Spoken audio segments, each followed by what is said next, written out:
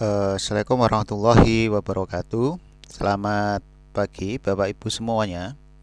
Saya Sukaris, Pak Budi Prestiadi dan Pak Alkusani dari Program Studi Manajemen ingin mempresentasikan hasil pengabdian kami di Desa Binaan, tepatnya di Desa Indrosari, Kabupaten Gresik.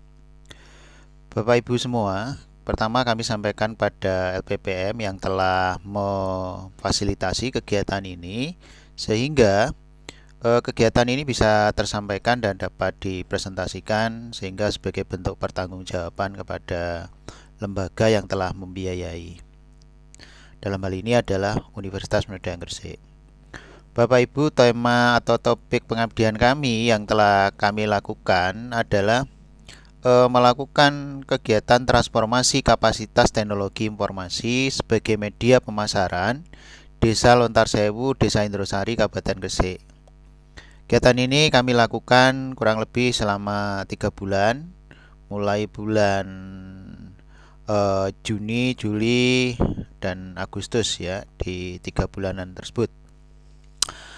Bapak Ibu, sebagai pengantar situasi yang ada di mitra pengabdian kami adalah kelompok sadar wisata Pok Darwis dan juga BUMDes serta perangkat desa dan Karang Taruna.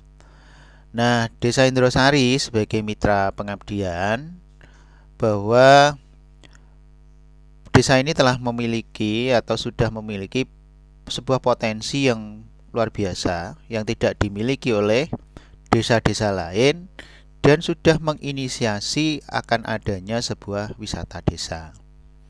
Kenapa saya tidak sebut desa wisata? Karena terminologi yang berbeda itu antara wisata desa dan desa wisata. Nah, kalau wisata desa itu adalah kegiatan wisata yang dimiliki desa. Kalau desa wisata itu kan dia memiliki sebuah karakteristik sebagai sebuah desa wisata.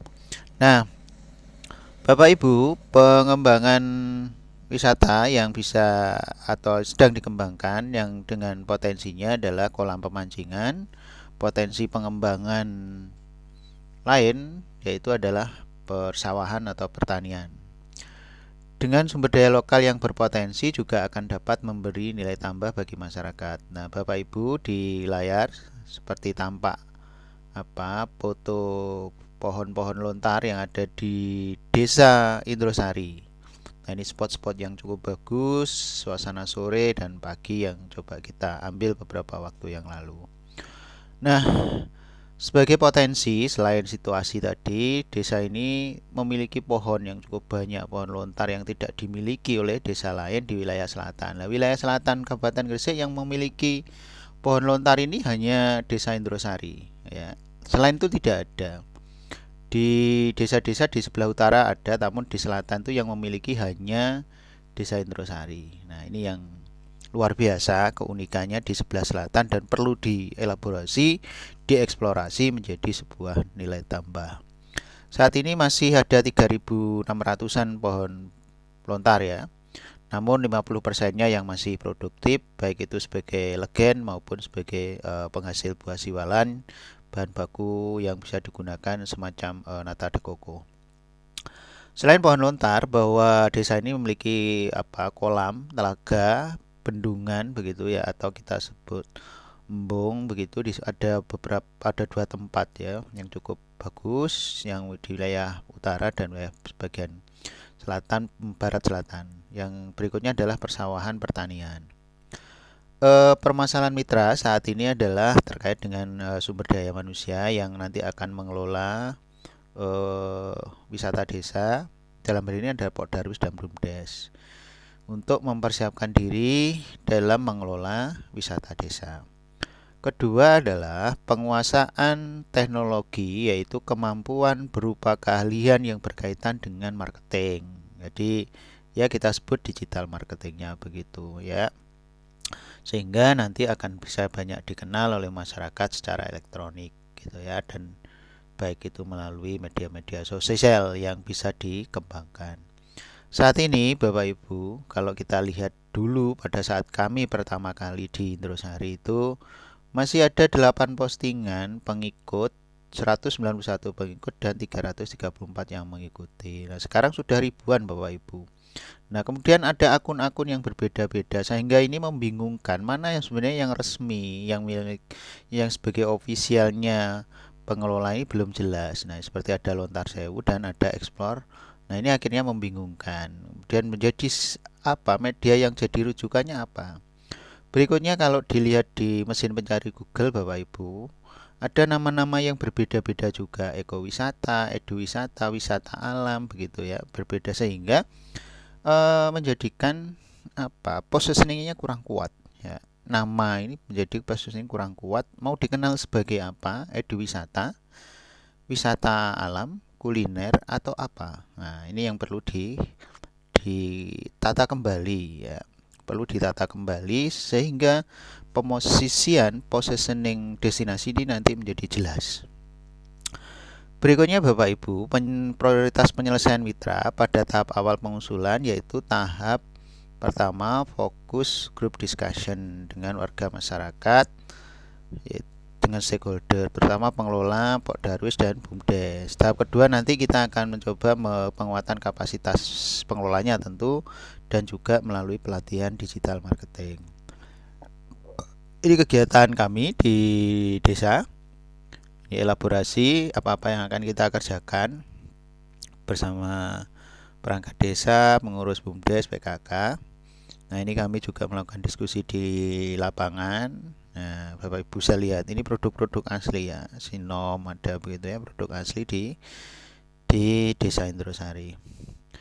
Pada pelaksanaan Bapak Ibu, kami mencoba menyelesaikan beberapa kegiatan yang menjadi prioritas untuk bisa diselesaikan dengan segera dalam jangka pendek namun menghasilkan sesuatu yang berkelanjutan. Apa itu? Yang pertama adalah mempersiapkan diri SDM-nya. Nah, ini yang penting.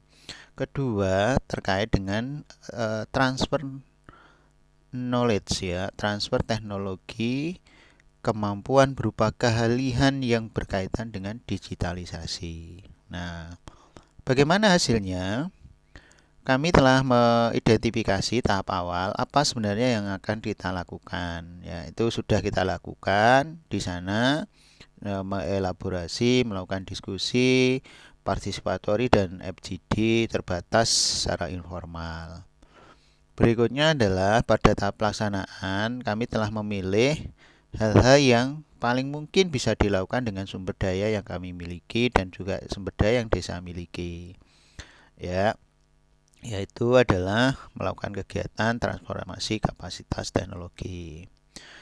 Nah, ini kegiatan kami di lapangan. Ini kita melakukan pelatihan di ibu-ibu yang tergabung dalam ibu-ibu PKK.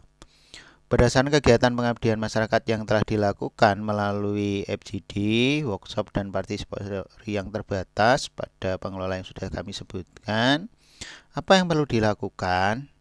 Yang telah dilakukan adalah kami bersama-sama menyusun strategi 3P melalui sebuah workshop ya, workshop yang telah diikuti kita menyusun segmennya siapa, targetnya siapa dan positioningnya siapa nanti. Ini telah kita lakukan sebuah kegiatan itu. Misal segmen itu kita bagi-bagi siapa nanti sekian banyak, kemudian targetnya siapa dan kita membuat positioningnya. Berikutnya adalah membuat tagline desa wisata yang unik.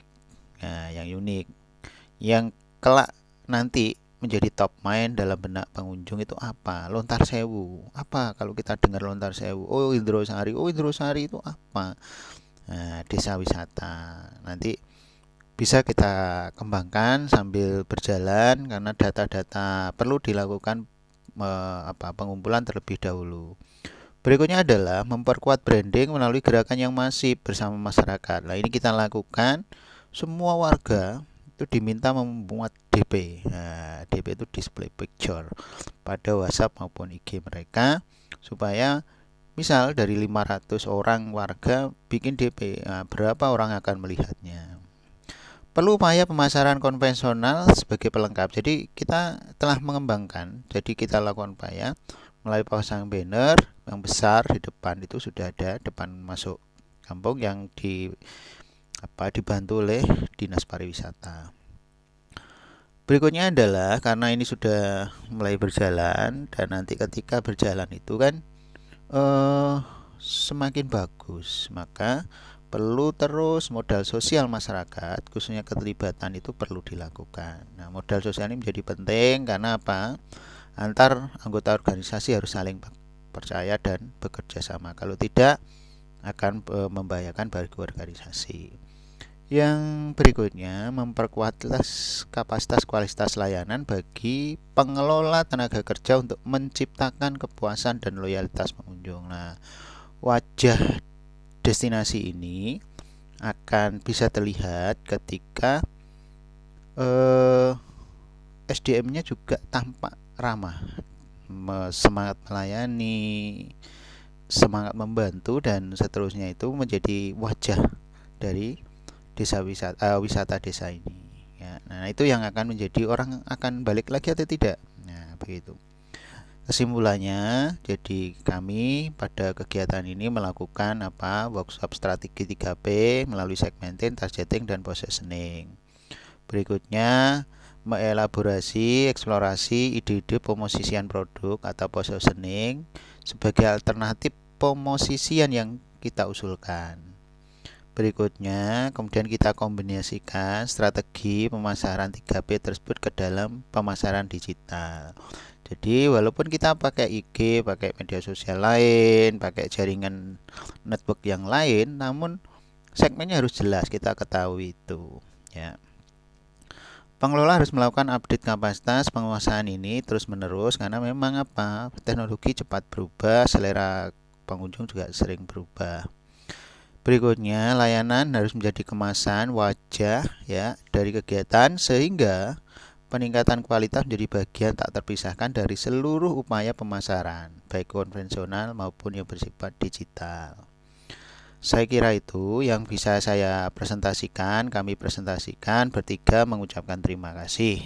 Nah, ini adalah foto-foto kegiatan kami yang telah kami lakukan di lapangan ya. Nah, ini ya, di lapangan bersama pengurus, pengelola BUMDes ya. Memang tampak ibu-ibu yang bersemangat untuk melakukan kegiatan. Nah, ini dari Karang Taruna. Nah, dari Karang ini Pak Aristoteles, pengelola BUMDes. Nah, ini Bapak Ibu. Oke. Saya kira itu Bapak Ibu yang bisa kami sampaikan. Sekali lagi kami mengucapkan terima kasih pada universitas yang telah memberikan fasilitasi pendanaan pada pengabdian ini. Demikian yang bisa kami sampaikan. Terima kasih. Assalamualaikum warahmatullahi wabarakatuh.